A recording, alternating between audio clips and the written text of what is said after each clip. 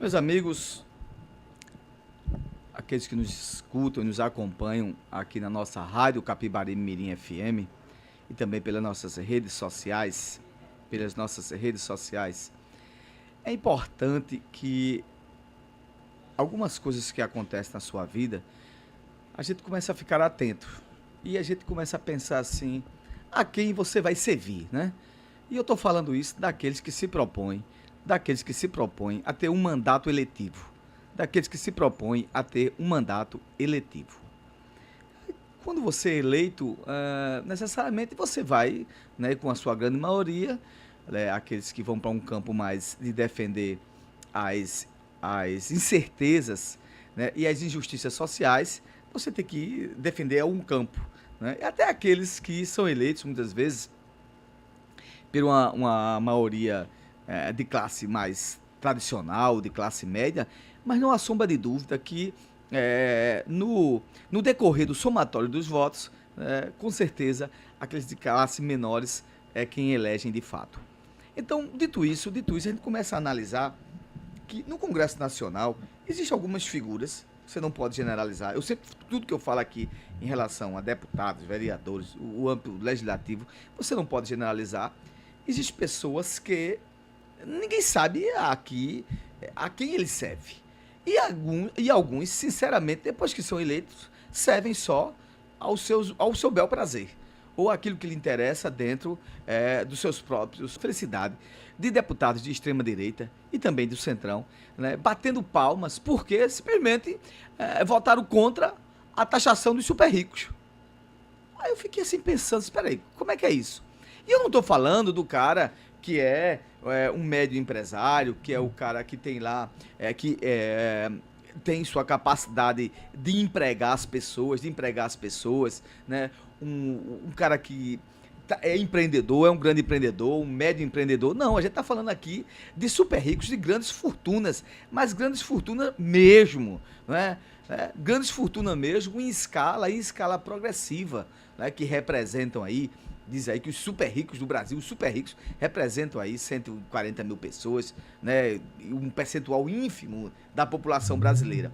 Então, o cara que isso a gente não está falando aqui do cara que é um dono do supermercado, o cara que é o dono de uma propriedade, o cara que a falar da classe média alta, o cara que tem um faturamento por ano aí de 4, 5, 6, 10, 20, 30 milhões. Não, eu não estou falando disso. A gente não está falando disso. Eu estou falando da ordem de faturamento de bilhões.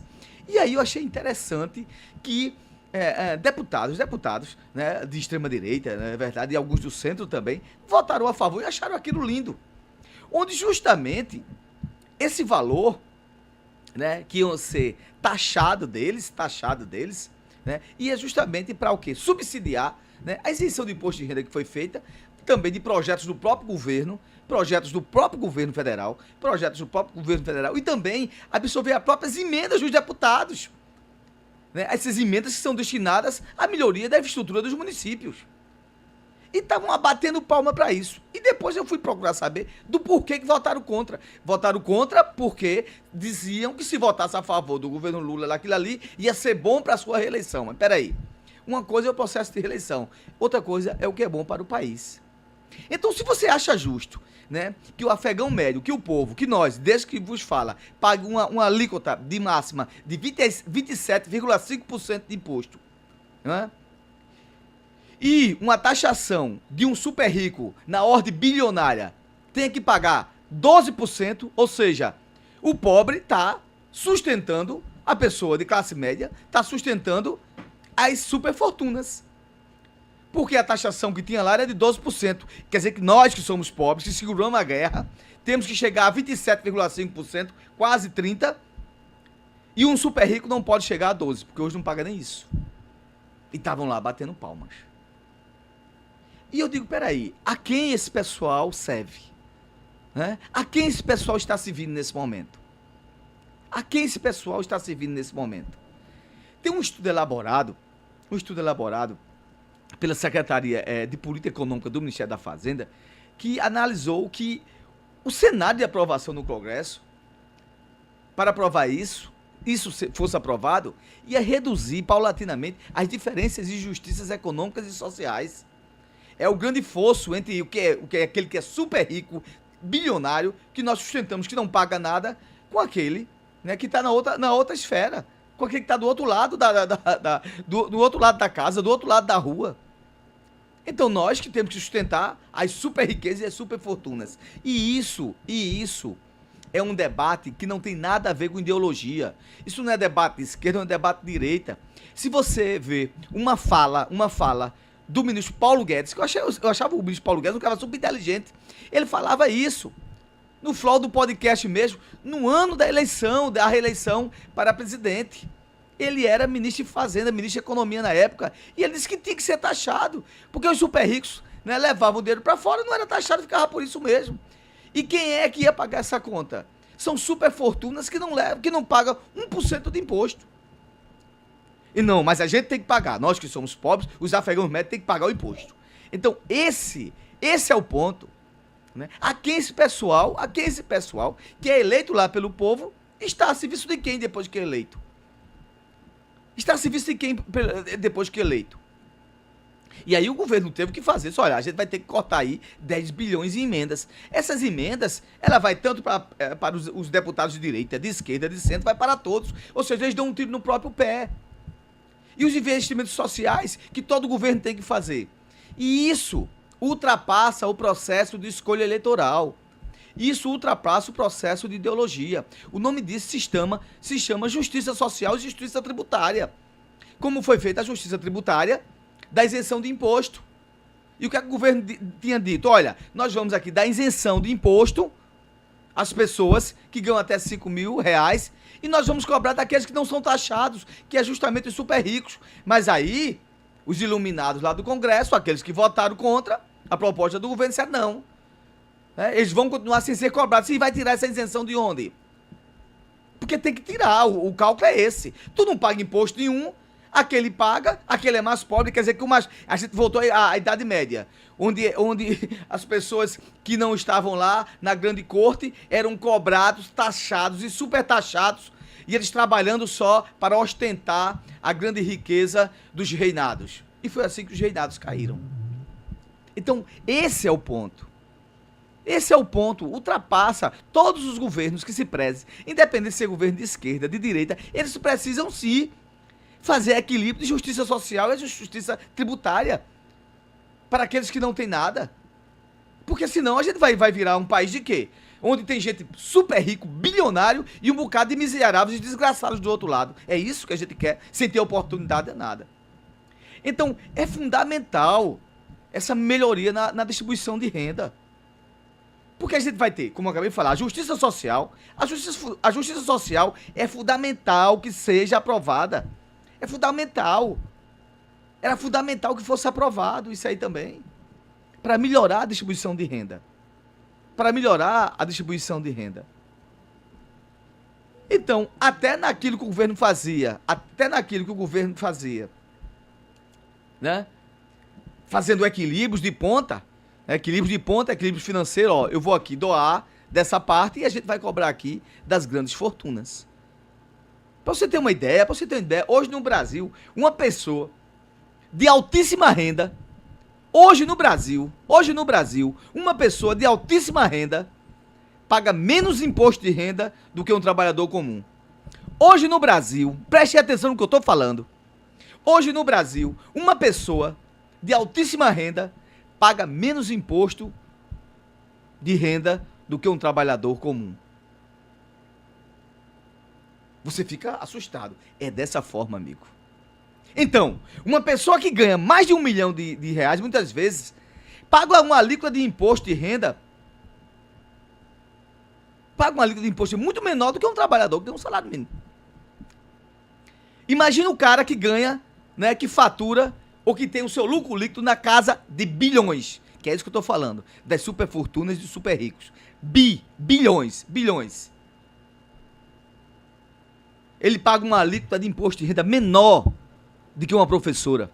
Ele paga uma alíquota menor do que um policial militar. Ele paga uma alíquota menor do que um bombeiro. Ele paga uma alíquota menor do que uma enfermeira. Esse é o retrato da desigualdade de renda no Brasil. Esse é o retrato da desigualdade de renda no Brasil. E quem dizia isso, e quem a gente constatava isso, já se constatava há muito tempo, para você não ficar pensando, ah não, isso aí é o discurso progressista de esquerda para tirar tudo que eu... Não, não. Pega lá a fala do Paulo Guedes, ministro da Economia do governo Bolsonaro. A gente não está falando de política, a gente está falando de desigualdade social. Nós estamos falando aqui das desigualdades que entra ano e sai ano, e aqueles que têm mais continuam tendo mais, e os que não têm nada continuam tendo menos. E quando é para aprovar, vocês viram a luta que foi para que fosse aprovado a isenção de 5 mil. Teve que o povo ir para a rua. Teve que o povo ir para a rua. Mas como é difícil taxar os super ricos. Como é difícil. É quase impossível. Todos os lobbies, todas aquelas massas de interesse se unem e dizem, olha, aqui não vai mexer no meu não. Então, essa é a grande pergunta. A quem esse pessoal no Legislativo, do Congresso Nacional, a quem esse pessoal, esse grupo de pessoal, e que hoje é a maioria, deixar bem claro, serve? É o povo? A quem esse pessoal serve? É o povo? Olha, gente, ano que vem aí. Observe como é que teu deputado estava votando. E se ele votou alguma vez, se ele teve a capacidade de dizer, isso aí eu errei. Não devia ter feito assim. E se ele mudou a sua concepção de postura de voto. Não se engane. Os deputados que são eleitos no Congresso Nacional, eles podem até ter um percentual de pessoas que super ricos que votam nele. Mas não há sombra de dúvida que quem elege esses parlamentares é a grande massa. É a grande massa. É a grande massa desses profissionais que eu acabei de falar. É a grande massa do povo trabalhador, do motorista, né? Do gari, daqueles que estão lá sofrendo dia a dia, aquele que trabalha na construção civil. Então você muitas vezes, aquele velho ditado, se você não gosta de política, não pense que você odeia política e as coisas vão melhorar para você, não. Você tem que estar integrado nas coisas. Mas eu não estou falando de politicagem, eu não estou falando de candidato A e B. Isso aí, no momento da eleição, você decide quem vai votar. Isso aí é você dizer e observar quem vai, de fato, defender a tua causa. Quem vai, de fato, defender a igualdade e a justiça social. Quem de fato vai defender a justiça tributária. Então, é nesse escopo que eu falei, a quem então somente esses parlamentares servem. Uma coisa é certa, neste momento, eles estão servindo àqueles que detêm as super riquezas, as super fortunas. São os super ricos da casa de bilhões, porque o povo, ele não está servindo. Aquele que o elegeu, ele não serviu e não está servindo. E se ele acha que fez isso, batendo palmas por causa de processos eleitorais do ano que vem, e para não fortalecer um candidato que está à reeleição ou não, esse daí crava e sela que não pensa no país, mas ele pensa no seu melhor momento. Ele pensa nas suas conveniências. Ele pensa na sua conveniência. Ou naquilo que ele vai ter vantajosidade. Ou naquilo que ele vai ter vantagem. Mas para o ano tem eleição de novo. E que bom que tem eleição de novo. Para o ano vai ter eleição novamente. Porque nós ainda temos um sistema democrático. E que bom que temos democracia para dizer sim ou não na hora do voto a esses que vão de encontro ao desejo e à vontade popular.